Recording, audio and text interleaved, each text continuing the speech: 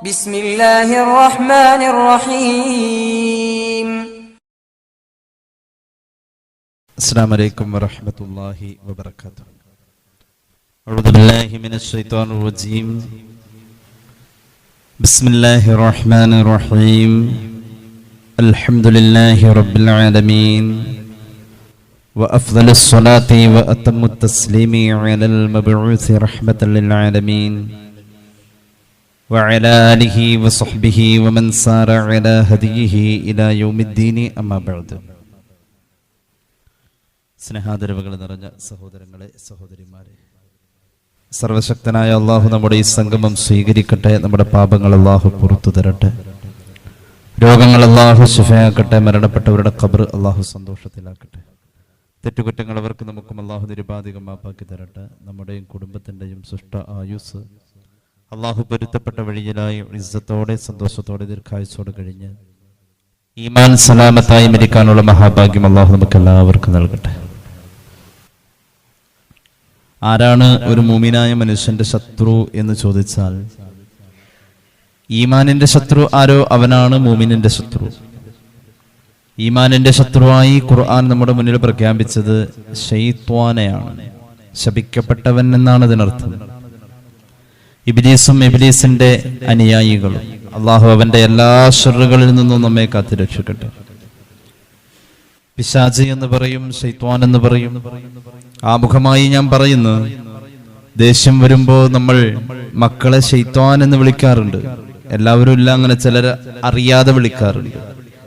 യഥാർത്ഥത്തിൽ ഒരു ഉമ്മയോ വാപ്പയോ അങ്ങനെ വിളിക്കുന്നുവെങ്കിൽ ശപിക്കപ്പെട്ടവനെ എന്നാണ് വിളിക്കുന്നത്. അതൊരു ശാപം പോലെയാണത്. ആ ഒരു പ്രയോഗം ഒരിക്കലും പാടില്ല എന്നതാണ് ആമുഖമായി പറയാനുള്ളത്. ദേഷ്യം വരുമ്പോ പറയാനുള്ളതല്ല ശൈത്താൻ എന്ന വാക്ക്. അള്ളാഹു ഇബ്ലീസിനെ വിളിച്ച വർത്താനാണിത്. നമ്മൾ നമ്മുടെ മക്കളെ വിളിക്കാൻ പാടില്ല. ശപിക്കപ്പെട്ടവൻ എന്ന് പറഞ്ഞതിന്റെ എന്തെങ്കിലും ഒരു ധ്വനി, എന്തെങ്കിലും ഒരു ലാഞ്ചന നമ്മുടെ മക്കളിൽ കാണപ്പെടാൻ സാധ്യതയുണ്ട്. അള്ളാഹു കാത്ത് രക്ഷിക്കട്ടെ. അതുകൊണ്ട് ആ ഒരു ഓർമ്മ ഉള്ളിലുണ്ടാവണമെന്നത് നമ്മൾ ഇന്നത്തെ വിഷയത്തിന്റെ ആമുഖത്തിൽ തന്നെ ഒരു ഓർമ്മപ്പെടുത്തലായി നിങ്ങളോട് ഓരോരുത്തരോടും എൻ്റെ നഫ്സിനോട് ഞാൻ ഏൽപ്പിക്കുകയാണ്. നമ്മെ സംബന്ധിച്ചിടത്തോളം ശത്രു നാല് ശത്രുക്കളുണ്ട് എന്നുള്ളതാണ് ഖുർആൻ കൊണ്ട് സ്ഥിരപ്പെട്ടിട്ടുള്ളത്. മഹാന്മാരായ മുഹദ്ദിഥീങ്ങൾ, മുഫസ്സിരീങ്ങൾ നമ്മളുടെ ഈ 4 ശത്രുക്കളെയും കൃത്യമായി തന്നെ പറഞ്ഞു. അബുൽ ലൈസ് തങ്ങൾ പറയുന്നുണ്ട്, നമ്മുടെ 4 ശത്രുക്കളെ നമ്മൾ സൂക്ഷിക്കണം. ഫതഹ്താജു അൻ തുജാഹിദ മഅ കുല്ലി വാഹിദിൻ മിൻഹും. ആ 4 പേരോടും യുദ്ധം ചെയ്യൽ നമുക്ക് നിർബന്ധമാണ്. 4 ശത്രുവുണ്ട്. ഒന്നാമത്തേത് അദ്ദുനിയ, ദുനിയവിയായ ചിന്തകൾ, ദുനിയവിയായ താല്പര്യങ്ങൾ. ഒന്നാമത്തെ ശത്രുവാണത്. വഹിയ ഗറാറത്തുൻ മക്കാറത്തുൻ. ദുനിയാവ് ഒരു മനുഷ്യനെ വഞ്ചിക്കും എന്നാണ് ഇത് ഖുർആൻ പറഞ്ഞത്. ഒരു നിർമ്മാതാവ് ഉണ്ടാക്കിയ തന്റെ പ്രൊഡക്റ്റിനെ കുറിച്ച് അത് കൊള്ളൂല, അത് വഞ്ചിക്കപ്പെടാവുന്ന സാധനമാണ്, അത് ഉപേക്ഷിക്കേണ്ടതാണ് എന്ന് പറഞ്ഞിട്ടുള്ള ഒരേ ഒരു നിർമ്മാതാവ് അള്ളാഹ് മാത്രമേ ഉള്ളൂ. നമ്മൾ പലതും നിർമ്മിക്കും. നല്ല പാചകം ചെയ്യുന്നവരുണ്ടാവും ഈ കൂട്ടത്തിൽ. ആ ഉണ്ടാക്കിയതിനെ, നിർമ്മിച്ചതിനെ ആരെങ്കിലും മറ്റൊരാൾ കുറ്റം പറയുന്നതിന് സഹിക്കില്ല, പിന്നെയാണ് സ്വന്തം പറയാ. എന്നാൽ അള്ളാഹു ഉണ്ടാക്കിയ ഈ ദുനിയാവിനെ പറ്റി അവൻ പറഞ്ഞു, വമൽ ഹയാത്തുദ് ദുനിയ ഇല്ലാ മതാഉൽ ഗുറൂർ. ദുനിയാവെന്ന് പറഞ്ഞാൽ അത് വഞ്ചനയുടെ ലോകമാണെന്ന് പരിശുദ്ധ ഖുർആൻ. അപ്പൊ ഒന്നാമത്തെ ശത്രു ദുനിയാവ്, അത് വഞ്ചിക്കും. രണ്ടാമത്തെ ശത്രു വീണ്ടും ഖുർആനിൽ ധാരാളം ആയത്തുകൾ അത് സംബന്ധമായി കാണാം. ഫലാ തഗുറന്നകുമുൽ ഹയാത്തുദ് ദുനിയ വലാ യഗുറന്നകും ബില്ലാഹിൽ ഗുറൂർ. ധാരാളം ആയത്തുകൾ സംബന്ധമായിട്ട് കാണാം, ഞാൻ വിശദീകരിക്കുന്നില്ല. രണ്ടാമത്തെ ശത്രു നഫ്സുക വഹിയ ശർറുൽ ഇദാ. മനസ്സിന്റെ താല്പര്യങ്ങൾ അനുസരിച്ച് പോകുന്ന ശരീരം. മനസ്സ് ആഗ്രഹിക്കാണ് നല്ല മഴ, ഒന്നങ്ങോട്ട് കിടന്ന് ഉറങ്ങാം. മനസ്സിന്റെ ആഗ്രഹമാണിത്. സുബഹി നിസ്കാരം കഴിഞ്ഞ് പിന്നെ ആവട്ടെ, അതിൽ കുറച്ചുകൂടി കഴിയട്ടെ, മനസ്സാഗ്രഹിക്കാണ്. ആ ആഗ്രഹിക്കുന്ന മനസ്സിനോടൊപ്പം സഞ്ചരിക്കുന്ന ശരീരമാണോ നമ്മുടേത്? എന്നാൽ ആ ശരീരം ശത്രുവാണ്. ആ ശരീരം ശത്രുവാണ്. ഹബീബായ നബി കരീം സല്ലല്ലാഹു അലൈഹി വസല്ലം തങ്ങൾ പറഞ്ഞത് ഇബ്നു അബ്ബാസ് റളിയല്ലാഹു അൻഹു നിവേദനം ചെയ്യുന്ന ഒരു ഹദീസിൽ കാണാം, അഅദാ അദുവിക നഫ്സുകല്ലതി ബൈന ജംബൈക, നിന്റെ ശത്രുക്കളിലെ ഏറ്റവും വലിയ ശത്രു നിന്റെ ശരീരം തന്നെയാണ്. അതുകൊണ്ടാണ് ഈ ശരീരം ശത്രുവായി നമുക്കെതിരെ നാളെ സാക്ഷി പറയും. അൽയൗമ നഖ്തിമു അലാ അഫ്വാഹിഹിം വതുകല്ലിമുനാ ഐദിഹിം വതശ്ഹദു അർജുലുഹും ബിമാ കാനൂ യക്സിബൂൻ. കൈ അള്ളാഹുവിന്റെ മുന്നിൽ പറയും ഈ കൈ ചെയ്ത കാര്യങ്ങൾ. കൈ പറയുന്നതിന് ഞാൻ സാക്ഷിയാണ് അല്ലാഹ് എന്ന് കാല് പറയും. വതശ്ഹദു അർജുലുഹും ബിമാ കാനൂ യക്സിബൂൻ. അല്ലാഹു കാത്ത് രക്ഷിക്കട്ടെ. അപ്പൊ ശത്രുക്കളിലെ ഏറ്റവും വലിയ ശത്രു കൂടെ ഉള്ളവൻ തന്നെ നമ്മള് തന്നെയാണ്, നമ്മുടെ ശരീര എന്ന് പുണ്യ നബി സല്ലല്ലാഹു അലൈഹി വസല്ലം. പിന്നെയും കാണാം മഹാനായ സയ്യിദുന യൂസുഫ് നബി അലൈഹിസ്സലാത്തു വസ്സലാമിന്റെ വാക്കുകൾ ഖുർആന്റെ ആയത്തായിട്ട് കാണാം. വമാ ഉബർരിഉ നഫ്സി ഇന്നൻ നഫ്സ ലഅമ്മാറത്തുൻ ബിസ്സൂ ഇല്ലാ മാ റഹിമ റബ്ബി ഇന്ന റബ്ബി ഗഫൂറുർ റഹീം. മഹാനായ യൂസുഫ് നബി പറയുന്നുണ്ട്, ശരീരത്തെ ഒരിക്കലും കുറ്റപ്പെടുത്താൻ പറ്റൂല. ശരീരം എന്നത് മനുഷ്യനെ സംബന്ധിച്ചിടത്തോളം ചീത്തയായ കാര്യം ചെയ്യാൻ കൂടുതൽ പ്രേരിപ്പിക്കുന്ന ഒരു ഘടകമാണ്. ശരീരത്തിന്റെ രീതി അത് തന്നെയാണ്.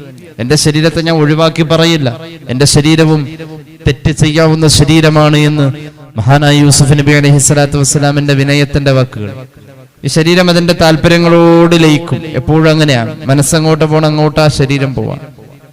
മനസ്സങ്ങനെ പലതും പറയും, ശരീരം അതിനെ അവഗണിക്കാൻ കഴിയുന്നില്ല എങ്കിൽ ആ ശരീരം ശത്രുവാണെന്ന് മഹാന്മാര് പറയാം. നമ്മുടെ മൂന്നാമത്തെ ശത്രു ജിന്ന് വർഗത്തിൽപ്പെട്ട ശൈത്വാനാണ്. സാധാരണ നമ്മൾ പറയാറുള്ള പിശാച് ജിന്ന് വർഗത്തിൽപ്പെട്ടത്. പരിശുദ്ധ ഖുർആൻ അവരെ കുറിച്ച് പറഞ്ഞത് ഇന്ന ശൈത്വാന ലക്കും അദുവ്വ് ഫത്തഖിദുഹു അദുവ്വ ഇന്നമാ യദ്ഉ ഹിസ്ബഹു ലിയകൂനു മിൻ അസ്ഹാബിസ് സഈർ. പിശാച്, ജിന്നുവർഗത്തിൽപ്പെട്ട പിശാച് നിങ്ങളുടെ ശത്രുവാണ്. അവൻ നിങ്ങളെ ക്ഷണിക്കുന്നത് നിങ്ങൾക്ക് അപകടകരമായ നരക ജീവിതം വരാനുണ്ട്, അതേലേക്കാ ക്ഷണിച്ചുകൊണ്ടിരിക്കുന്നത്. വഴിപ്പെടല്ലേ എന്ന് ഖുർആൻ. നിങ്ങളുടെ ശത്രുവാണ്. മൂന്നാമത്തെ ശത്രു ജിന്നുവർഗത്തിൽപ്പെട്ട ശൈത്വാൻ, പിശാചാണ്. നാലാമത്തെ ശത്രു മനുഷ്യരുടെ കൂട്ടത്തിലുണ്ട് ചില പിശാചുക്കൾ. മനുഷ്യരാണ്, എന്നാൽ പിശാച് ചെയ്യുന്ന പണി മറ്റാരുമല്ലാതെ അത് ചീത്ത കൂട്ടുകെട്ട്, ചീത്ത കൂട്ടുകാരൻ, ചീത്തയായ കാര്യങ്ങളിലേക്ക് കൊണ്ടുപോകുന്ന സൗഹൃദം. അതാണ് മനുഷ്യവർഗത്തിലെ പിശാച് എന്ന് മഹാന്മാര് പഠിപ്പിക്കാം. ജിന്നുവർഗത്തിലെ പിശാചിനെക്കാളും ഇടങ്ങേറാണ് ഈ മനുഷ്യവർഗത്തിലെ പിശാചിനെ കൊണ്ട്. ജിന്നുവർഗത്തിലെ പിശാച് എന്ന് പറഞ്ഞു കഴിഞ്ഞാൽ അവൻ മനസ്സിൽ തോന്നിക്കലേ ഉള്ളൂ. മനുഷ്യവർഗത്തിലെ പിശാച് കയ്യെ പിടിച്ച് വലിച്ചുകൊണ്ടു വാടാ എന്ന് പറഞ്ഞ്. അതുകൊണ്ട് അതും നിന്റെ ശത്രുവാണെന്ന് മഹാന്മാരെ പഠിപ്പിക്കാം. മനുഷ്യവർഗത്തിലെ പിശാച് അഭിമുഖ സംഭാഷണത്തിലൂടെയും അതുപോലെ തന്നെ ഇടപഴക്കത്തിലൂടെയും മനുഷ്യനെ വഴിതെറ്റിക്കും. ഈ 4 ശത്രുക്കളിൽ നിന്നും അള്ളാഹു നമ്മെ കാത്തുരക്ഷിക്കട്ടെ. ഇവിടെ നമ്മൾ പ്രധാനമായും ചർച്ച ചെയ്യുന്നത് ജിന്നുവർഗത്തിലെ പിശാചുണ്ടല്ലോ, ശൈത്താൻ, അവനെ പറ്റിയുള്ളതായ ചില സ്വാധീനങ്ങൾ, അവന്റെ ശത്രുതകൾ ഒന്ന് കരുതിയിരിക്കണം, നല്ലതാണ്. എപ്പോഴും അവനെ തൊട്ടുള്ള അഭയം തേടൽ എപ്പോഴും ഉണ്ട്. കാരണം അവൻ എവിടെയെല്ലാം നുഴഞ്ഞു കയറാൻ പറ്റുന്നു അവിടെ മുഴുവനും നുഴഞ്ഞു കയറും. ഹബീബായ നബി കരീം സല്ലല്ലാഹു അലൈഹി വസല്ലം തങ്ങൾ പറഞ്ഞത്, രക്തം സഞ്ചരിക്കുന്നിടത്തൂടെ ശൈത്വാൻ, ഇബ്ലീസിന്റെ മക്കൾക്ക് സഞ്ചരിക്കാൻ പറ്റൂന്ന. അത്രയും സൂക്ഷ്മമായി ശരീരത്തിൽ ഇടം പിടിക്കാൻ അവന് കഴിയും. മാത്രമല്ല, നമ്മുടെ മുന്നിൽ കാണുന്ന നമ്മുടെ ശത്രു എന്ന് പറയപ്പെടാൻ പറ്റുന്ന ഏത് ജീവിയെയും നമുക്ക് കീഴ്പ്പെടുത്താൻ പറ്റും. പിശാചിനെ കീഴ്പ്പെടുത്തണമെങ്കിൽ നമ്മൾ വലിയ പദവിയിലെത്തണം. എന്നാൽ തന്നെയും അവനെ കെട്ടിയിടാനേ പറ്റൂ, തല്ലിക്കൊല്ലാൻ പറ്റൂല. Neither be created nor B destroyed എന്നാണ് സയൻസ് അതേക്കുറിച്ച് പറയുന്നത്. നമുക്ക് ഉണ്ടാക്കാനോ നശിപ്പിക്കാനോ പറ്റാത്തൊരു സാധനം ഇത്. വൈറസിനെ കുറിച്ചാണ് പറഞ്ഞിട്ടുള്ളത്. വൈറസും പിശാചും തമ്മിൽ നല്ല ബന്ധമുണ്ട് എന്നുള്ളതാണ് ഒരു ആധുനിക പഠനം നമ്മുടെ മുന്നിൽ വിഭാവനം ചെയ്യുന്നത്. ഞാൻ ആ ഭാഗത്തേക്ക് കടന്നു വരുന്നു. ഏതായാലും അള്ളാഹുവിന്റെ ഹബീബ് സല്ലല്ലാഹു അലൈഹി വസല്ലം തങ്ങൾ പറഞ്ഞിട്ടുണ്ട്, നമുക്ക് 2 സ്വാധീനങ്ങൾ ഉണ്ടാവാറുണ്ട്. ഒന്ന് പിശാചിന്റേതാണ്, ഒന്ന് മലക്കിന്റേതാണ്. 2 സ്വാധീനം ഉണ്ടാവും നമുക്ക്. മലക്കിന്റെയും തിരിച്ചറിയാൻ പറ്റും, പിശാചിന്റെ തിരിച്ചറിയാൻ പറ്റും. മലക്കിന്റെ തിരിച്ചറിഞ്ഞാൽ അള്ളാഹിനെ സ്തുതി പറഞ്ഞ് പടച്ചവന്റെ അനുഗ്രഹത്തിന് വഴിപ്പെട്ടോളണം. പിശാചിന്റെ തിരിച്ചറിഞ്ഞ അള്ളാഹുവിനോട് കാവൽ തടി ഒഴിവായി മാറിക്കൊള്ളണം. തിരിച്ചറിയാനുള്ള ബോധം അള്ളാഹു തരട്ടെ. തിരിച്ചറിയാനുള്ള ബോധം അള്ളാഹു തരട്ടെ. അത് വലിയ കാര്യം. അത് രണ്ട് സ്വാധീനം നമ്മുടെ ഇടയിൽ വരും. അള്ളാഹുവിന്റെ ഹബീബ് സല്ലല്ലാഹു അലൈഹി വസല്ലം നിങ്ങൾ പഠിപ്പിക്കുന്ന ഒരു ഹദീസ് ഇമാം തുർമുദിയുടെ ജാമിഇലുണ്ട്, ഇമാം നസായിയുടെ സുനനിലുണ്ട്, ഇമാം ബൈഹഖിയുടെ ശുഅബുൽ ഈമാനിലുണ്ട്. ഇബ്നു മസ്ഊദ് റളിയല്ലാഹു അൻഹു പറയാണ്, ഖാല റസൂലുള്ളാഹി സ്വല്ലല്ലാഹു അലൈഹി വസല്ലം ഇന്നൽ ശൈത്വാനിൽ ഉമ്മതം ബിബ്നി ആദം വലിമലക്കിൽ ഉമ്മ. ആദം സന്തതിയിൽ മനുഷ്യരിൽ പിശാചിന് ഒരു പ്രത്യേക സ്വാധീനം ഉണ്ടെന്ന് ഖാല റസൂലുള്ളാഹി സ്വല്ലല്ലാഹു അലൈഹി വസല്ലം. അതുപോലെ തന്നെ മലക്കിനും സ്വാധീനമുണ്ട്. ഈ മലക്കിന്റെ സ്വാധീനത്തിലേക്ക് നമ്മൾ പോവണേ, അതിനുള്ളതായ നന്മകൾ നമ്മുടെ കൂട്ടത്തിൽ മലക്കിനെ ഇഷ്ടപ്പെടാൻ പറ്റുന്ന ശരീരം അതിലേക്ക് വഴുതി വീഴുന്ന രീതിയിൽ ഉള്ള സൽക്കർമ്മങ്ങൾ. മലക്കുകളെ സംബന്ധിച്ചിടത്തോളം തെറ്റിയില്ല, അവര് എപ്പോഴും ഇബാദത്ത്, എപ്പോഴും നന്മ ഉള്ളത്. പിശാച് നന്മയെ തടയുന്നവനാ. അങ്ങനെ വരുമ്പോ മലക്കിൻ്റെതായ സ്വാധീനങ്ങളിലേക്ക് വഴുതി വീഴാൻ വേണ്ടി ശരീരത്തെ നമ്മൾ പാകപ്പെടുത്തി മലക്കിന്റെ സ്വാധീനത്തിന്റെ അരികിൽ കൊണ്ടുവന്ന് വെക്കണം. ചെറിയ കാര്യമൊന്നുമല്ലത്.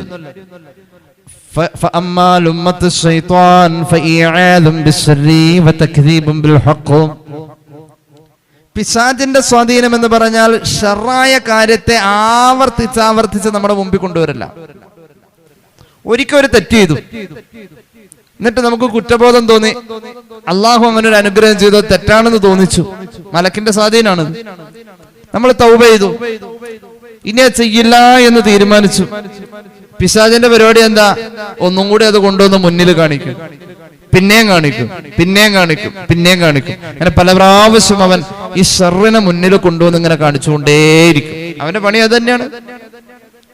അപ്പൊ നമ്മൾ എന്ത് ചെയ്യും? പല പ്രാവശ്യമാകുമ്പോ ഞാൻ ശ്രദ്ധിച്ചിട്ടുണ്ട് ഒരു സംഘടനാ പ്രവർത്തനത്തിന്റെ ശൈലി. അവരുണ്ട് 10 പേര് 15 പേര് ഒന്നിച്ചാ നിൽക്കാം.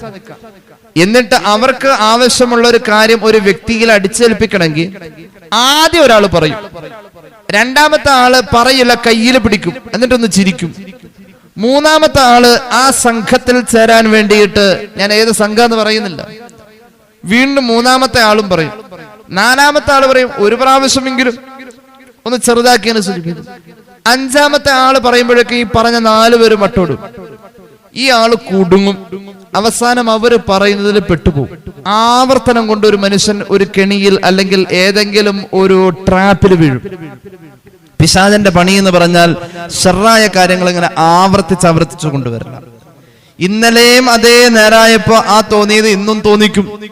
ഇപ്പൊ ഇവിടെ ആരുമില്ല, ഒരു ഹറാമ് ചെയ്ത ആരും അറിയില്ല. ശരിക്കും ഞാൻ നേരത്തെ പറഞ്ഞിരുന്നു, ബ്ലഡിലൂടെ പിശാച് സഞ്ചരിക്കുമെന്ന് പുണ്യനബി. ഒരു മദ്യപാനി, ഒരു ലഹരി ഉപയോഗിക്കുന്നവൻ ഹറാമാണല്ലോ അത്. എന്താണ് മദ്യപാനം? മീഥൈൻ ആൽക്കഹോള് ബ്ലഡിൽ കലരലാണ്. ബ്ലഡ് എന്നത് മനുഷ്യനിൽ ചിന്ത ഉണർത്തലാണ്, താല്പര്യമുണ്ടാക്കലാണ്. ആ താല്പര്യത്തെ സമയബന്ധിതമായി ബ്ലഡിന്റെ പ്രവർത്തനം കൊണ്ട് മനുഷ്യന്റെ മനസ്സിൽ ഇങ്ങനെ ഉണ്ടാവും താല്പര്യം.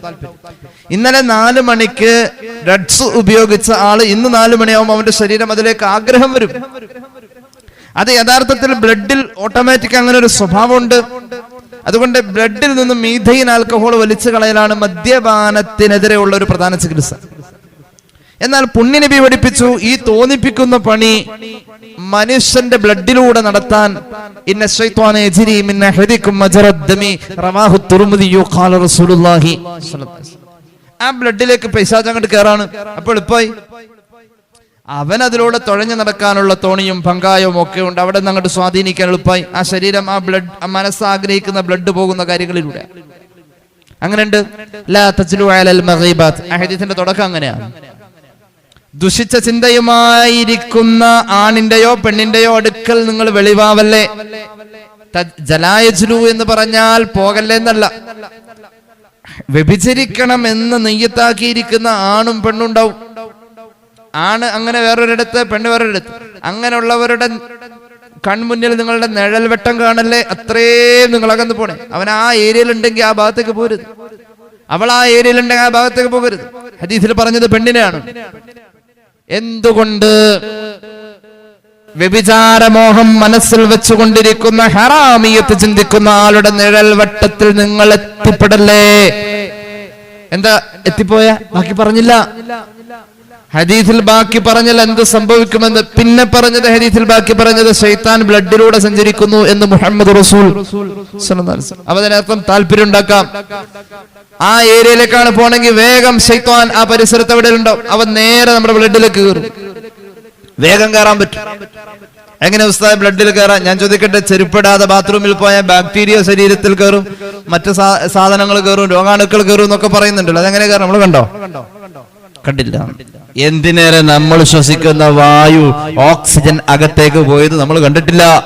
നമ്മൾ കാണാത്തൊന്നും ഇല്ല എന്ന് പറയുകയാണെങ്കിൽ ഈ ചെറിയ വിരല് വായിലിട്ട് ശരിക്കും നനച്ചിട്ട് പ്ലഗിന്റെ അകത്തേക്ക് അങ്ങ് വെച്ച് സ്വിച്ച് ഇട്ട് കഴിഞ്ഞിട്ടുണ്ടെങ്കിൽ കാണാത്തൊരു സാധനം നമ്മൾ അടിക്കും. എന്താണിത്? വൈദ്യുതി. നമ്മൾ കണ്ടിട്ടില്ല, കാണാത്തൊന്നും ഇല്ലാന്നില്ല. കാണാത്ത എത്ര കാര്യങ്ങളുണ്ട്, അതൊന്നും ഇല്ലാന്നാണോ? അല്ല. പിശാച് അങ്ങനെ കയറുമെന്ന് അള്ളാന്റെ ഹബീബ് പറഞ്ഞു സല്ലല്ലാഹു അലൈഹി വസല്ലം. അതേ പ്രശ്നം തന്നെയാണ് സയൻസും പറഞ്ഞത്. ബ്ലഡ് വഴി ഉണ്ടാകുന്ന ഒരു രോഗമാണ് പരസ്ത്രീ ബന്ധത്തിലൂടെ ഉണ്ടാകുന്നത്. ഹ്യൂമൻ ഇമ്മ്യൂണിയോ വൈറസ് ആണ്. HIV, വ്യഭിചാരം, പരസ്ത്രീ ബന്ധം കൊണ്ട് ഉണ്ടാകുന്ന രോഗം. AIDS, AIDS. അത് ബ്ലഡിലൂടെ, ബ്ലഡിന്റെ പ്രതിരോധ ശക്തി അങ്ങ് നശിച്ചു പോവാണ് ഈ വൈറസ് അങ്ങ് കയറിയിട്ട്. ഇന്ന ശൈത്വാന യജ്രി മിൻ അഹദികും മജ്റ ദമു ഖാല റസൂലുള്ളാഹി സ്വല്ലല്ലാഹു അലൈഹി മുഹമ്മദ് സ്വല്ലല്ലാഹു അലൈഹി വസല്ലം. അപ്പോൾ ഒരു മനുഷ്യനെ സ്വാധീനിക്കാൻ പിശാചിന് കഴിയും. ഹബീബായ നബി തങ്ങൾ പറഞ്ഞു, ശർറായ കാര്യത്തെ മനുഷ്യന്റെ മുന്നിൽ ആവർത്തിച്ച് കൊണ്ടുവരലാണ്. ഒരു വീട്ടിൽ ചെന്നപ്പോ ഒരു 4 മണി സമയം ഞാനൊരു ചായ കുടിച്ചു പോയതാണ്. ആ വീട്ടിൽ ചെന്നപ്പോ അവരെന്നോട് പറഞ്ഞു, ആ വീട്ടിൽ മുൻവശത്ത് ആദ്യം കണ്ട കാരണവർ പറഞ്ഞു, ഉസ്താദ് ഒരു ചായ കുടിക്കല്ലേ? വേണ്ട. അപ്പൊ രണ്ടാമത്തെ ആള്, ആ വീട്ടിലെ മൂത്ത മകന ഇറങ്ങി വന്നു. അസ്സലാമു അലൈക്കും ഉസ്താദ്, എന്താ വിശേഷം? ഉസ്താദിന് ചായ എടുത്തേ? വേണ്ട. ഇപ്പൊ എത്ര ചായ? 2. രണ്ടാൾട്ടെ വേണ്ടെന്ന് പറഞ്ഞു. മൂന്നാമത് ആ വീട്ടിലെ വേറൊരു മകൻ ഇറങ്ങി വന്നിട്ട് പറഞ്ഞു, ഒരു ചായ കുടിക്കല്ലേ, ഈ നേരല്ലേ? ഞാൻ പറയാ കുടിച്ചാ വേണ്ട. മൂന്നാമത്തെ ആള് ആവർത്തിച്ചു, എന്താവും? 4-മത്തെ ആള് പറയാൻ നിൽക്കല, എന്തെങ്കിലും ആവട്ടെ ഒരു ചായ. ഈ ആവർത്തിച്ച് ആവശ്യപ്പെടുന്നോടത്ത് നമ്മൾ വീണുപോകും. കാരണം നമ്മുടെ ശരീരം അങ്ങനത്തതാ. കല്യാണ വീട്ടിൽ ചെന്നു, വയറ് നിറഞ്ഞു, എന്നാലും ആ വിളമ്പുന്ന ആള് സ്നേഹത്തോട് ചോദിക്കും, എന്തേ ചുരുടി ചോറിടല്ലേ? വേണ്ട, കുറച്ചുകൂടി അന്നായിക്കോട്ടെ അല്ലേ? ഇത് നമ്മുടെ ബോഡിയുടെ പ്രശ്നമാണ്. ആവർത്തിച്ചാൽ അതിലേക്ക് വീണുപോകും. എന്തെങ്കിലും ഒരു കാര്യം ഒരാളോട് ആവശ്യപ്പെട്ട് അത് നേടിയെടുക്കണമെങ്കിൽ സാധാരണ ഭാര്യമാർ ആ റോള് ഭംഗിയായിട്ട് ചെയ്യും. എന്ത് ചെയ്യും? ഞാൻ വീട്ടിൽ പോകട്ടെ, വരണ ഞായറാഴ്ച. വേണ്ട. അപ്പോ കുറച്ച് ജോലിയൊക്കെ കഴിഞ്ഞാൽ നല്ല ഹാലിലായിരിക്കണമെങ്കിൽ ചിരിക്കുകയാണെന്നുണ്ട. എന്തെങ്ങനെ ചിരിക്കണേ? ഒന്നുമില്ല, അങ്ങനെ. എന്നാ ഇപ്പൊ ഞായറാഴ്ച ഞാൻ പോവല്ലേ? വേണ്ട. ആ വേണ്ടാടെ ആദ്യത്തെ വേണ്ട അല്ല, ഇപ്പൊ രണ്ടാമത് ഒരു ശക്തി കുറഞ്ഞു. എന്തേ? ഈ ആവർത്തനങ്ങൾ ഇങ്ങനെ നടക്കുമ്പോ ശരീരത്തിന് ഒരു പ്രശ്നമുണ്ട്, അതിലേക്ക് പോകും. പിശാചിന്റെ സ്വാധീനം എന്ന് പറഞ്ഞാൽ ശർറായ കാര്യത്തെ ആവർത്തിച്ചു കൊണ്ടുവരലാണെന്ന് മഹാന്മാർ പഠിപ്പിക്കുന്നു. അല്ലാഹുവിന്റെ ഹബീബ് പറയാ,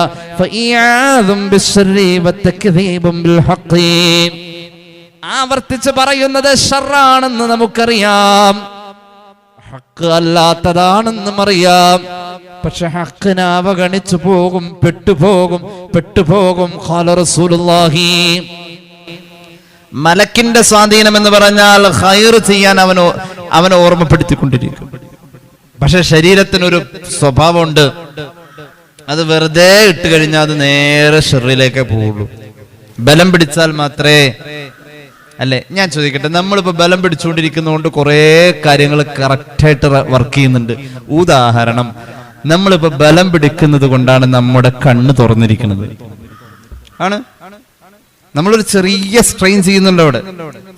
നമ്മൾ ബലമൊക്കെ വിട്ടിങ്ങനെ ഉറക്കത്തിലേക്ക് പോകുമ്പോ എല്ലാ ഭാഗവും ബലം പിടിക്കൽ തീർന്ന്, അപ്പൊ സ്വാഭാവികമായിട്ട് ഇവിടുത്തെ ബലം പോവും.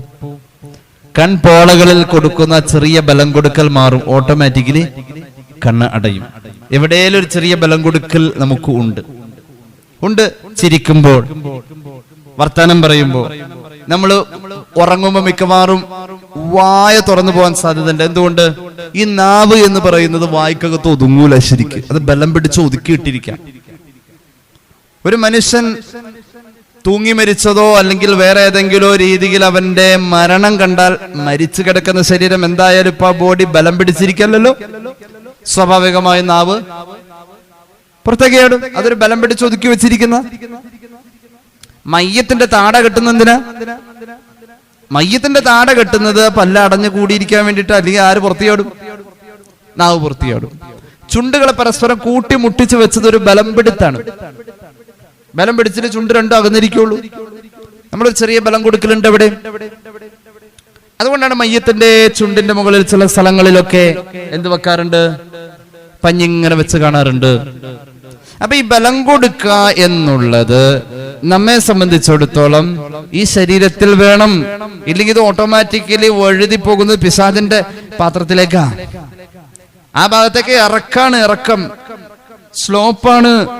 മലക്കിന്റെ ഭാഗത്തേക്ക് കയറ്റമാണ്, അങ്ങോട്ട് തള്ളിക്കയറ്റണം. ഇത് മലക്കിന് അറിയാമായിരുന്നു. അതുകൊണ്ടാണ് മലക്ക് ചോദിച്ചത്, എന്തിനാ റബ്ബേ പിശാചിന്റെ വഴിയിലേക്ക് പോണ ഇവനെ നീ പടയ്ക്കുന്നത്? ഈ മനുഷ്യൻ നിനക്ക് അമല് ചെയ്തിട്ട് വേണം, ഞങ്ങൾ ചെയ്യുന്നുണ്ടല്ലോ. അപ്പൊ അല്ലാഹ് പറഞ്ഞു, നിങ്ങൾക്കറിയാത്ത എനിക്കറിയാം. പക്ഷെ മലക്കിനെ അറിയാമെന്നവിടെ ഉണ്ടല്ലോ. മലക്കിനെ അറിയാവുന്നതിൽ നിന്ന് മലക്ക് പറഞ്ഞു, മലക്കിനെ അറിയാവുന്നത് അല്ലാത്തത് എനിക്കറിയാം. ആ അല്ലാത്ത എന്തോ ആണ് നമ്മളെ പടച്ചതിന്റെ കാരണം. അള്ളാഹു നമുക്ക് നല്ലത് തരട്ടെ. മനസ്സിലാവുന്നുണ്ടോ? പിശാച് നമ്മളെ പിടിക്കാനുള്ള എല്ലാ കെണിയും വലയോ ഒക്കെ ആയിട്ടാ നടക്കുന്നത്. പെട്ടുപോകും ഒരാള് സ്വർഗത്തിലേക്ക് പോയി എന്ന് പറഞ്ഞാൽ അത്ഭുതമാം. മഹാനായ ഈസാ നബി പറയാറുണ്ട്, ഒരാള് നരകത്തിൽ പോയി എന്ന് പറഞ്ഞാൽ അതിൽ അത്ഭുതമില്ല. വലാകിന്നൽ അജബ മൻ നജാ കൈഫ നജാ. ഒരാൾ സ്വർഗത്തിൽ പോയി എന്ന് പറഞ്ഞാൽ അത് അത്ഭുതമാണെന്ന് മഹാനായ ഈസാ അലൈഹിസ്സലാം. ഇത് ബലം പിടിച്ച് കൊണ്ടുവരണം, പിടിച്ചു വലിച്ചിഴച്ചു കൊണ്ടുവരണം. നേരത്തെ നമ്മൾ പറഞ്ഞു നമുക്ക് ശത്രുക്കൾ 4 പേരാണെന്ന് പറഞ്ഞു. 4 പേരോടും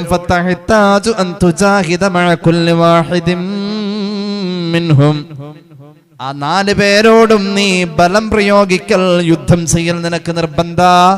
അല്ലാഹു തൗഫീഖ് നൽകട്ടെ. പിശാചിന്റെ സ്വാധീനം ഒരു മനുഷ്യന് ബോധ്യപ്പെടും. ആ സമയത്തുണ്ട് അല്ലാഹുവിന്റെ ഹബീബ് പറഞ്ഞു, ഫൽയതഅവദ് ബില്ലാഹി മിനശ് ശൈത്വാനിർ റജീം. അല്ലാഹുവോട് കാവൽ തേടണേ. ഞാൻ അങ്ങോട്ട് പോവൂല എന്ന് തീരുമാനിച്ചതായിരുന്നു. അല്ലാഹുവേ, ഈ തെറ്റ് ഞാൻ ചെയ്യൂല എന്ന് ഞാൻ ശപഥം ചെയ്തതായിരുന്നു. ഇപ്പോ എന്നെ അത് നിർബന്ധിക്കുന്നത് പിശാചാണ്. അല്ലാഹ് നീ എന്നെ ഒഴിവാക്കണേ എന്ന് അപ്പ തന്നെ ദുആയിരുന്നോ നബി മുഹമ്മദ് മുസ്തഫ. തെറ്റ് ചെയ്യൂല എന്ന് തീരുമാനിച്ചത് അവൻ പിന്നെയും ആവർത്തിക്കും. കല്യാണ വീട്ടിൽ ചോറ് വിളമ്പണ മാതിരി ഇപ്പൊ നമ്മൾ പെട്ടു. അങ്ങനെ ഒരു ബോധ്യപ്പെടൽ വന്ന അപ്പ തന്നെ ദുആ ചെയ്തേക്കണേ,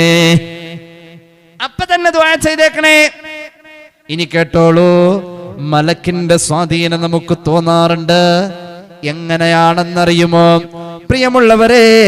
ഒരാള് നമ്മുടെ മുന്നിൽ ഒരു സങ്കടം പറഞ്ഞു വന്നു. അവന് സദഖയായി 250 രൂപ കൊടുക്കാൻ നമ്മൾ തീരുമാനിച്ചു.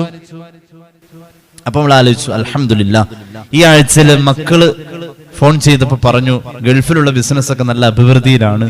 അടുത്ത ആഴ്ച ഉമ്മക്ക് ഞാൻ ഒരു 10,000 രൂപ വേറെ അയക്കുന്നുണ്ട്. അത് വേണ്ട മോനെ, എല്ല ഇരിക്കട്ടെ ഉമ്മ. അങ്ങനൊക്കെ അല്ലാഹു തൗഫീഖ് കേട്ടെ. എന്താ ആമീൻ പറയുന്നതിന്റെ ഒക്കെ ഒരു ശക്തി കുറവാ കൂടുതലോ? പിള്ളേർക്ക് തരാൻ തോന്നണേ. അപ്പൊ നമ്മൾ ആലോചിച്ചു, 250 കൊടുത്ത വേണ്ട 500 ആയിക്കോട്ടെ. അല്ലാഹു തൗഫീഖ് ചെയ്ത് ഉണ്ടല്ലോ, നമ്മുടെ കയ്യിൽ ഉണ്ടല്ലോ. 1,00,000 രൂപ ഞാൻ പ്രതീക്ഷിച്ചിരുന്ന ട്രീറ്റ്മെന്റ് എനിക്ക് വളരെ തുച്ഛമായ രീതിയിൽ ആ ടെസ്റ്റിന്റെ റിസൾട്ട് വന്നപ്പോ അല്ലാഹു എളുപ്പമാക്കിയല്ലോ. ആ രോഗമില്ലല്ലോ. തോന്നാറില്ല, എന്നാൽ കൊടുത്തേക്കാം. ആ തോന്നല് മലക്കിന്റെ സ്വാധീനമാണെന്ന് നബി മുഹമ്മദ് മുസ്തഫ.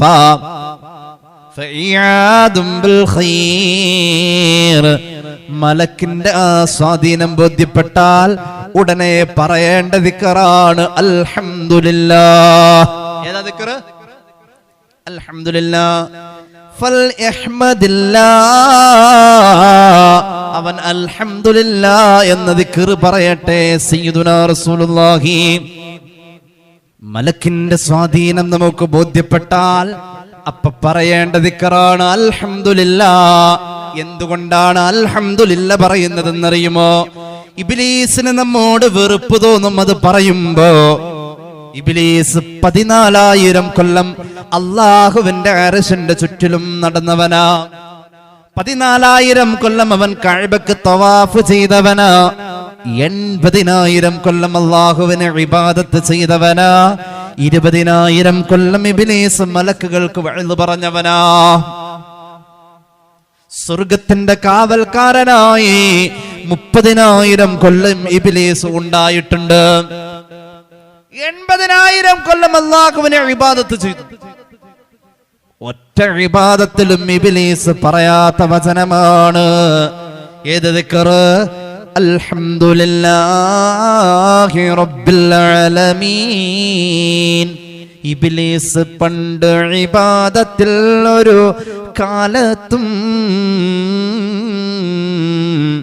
അൽഹംദുലില്ലാഹ് പറഞ്ഞിട്ടില്ലൊരു മറത്തും.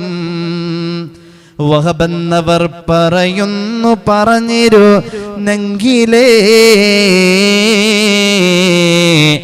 വീഴുന്നതല്ലൊരു കാലവും ഈ കുഴിയിലേ. ആദം നബിയെ പടച്ച ഉടനെ ആദം നബി അലൈഹിസ്സലാം പറഞ്ഞ വചനമേതാ? അൽഹംദുലില്ലാഹ്.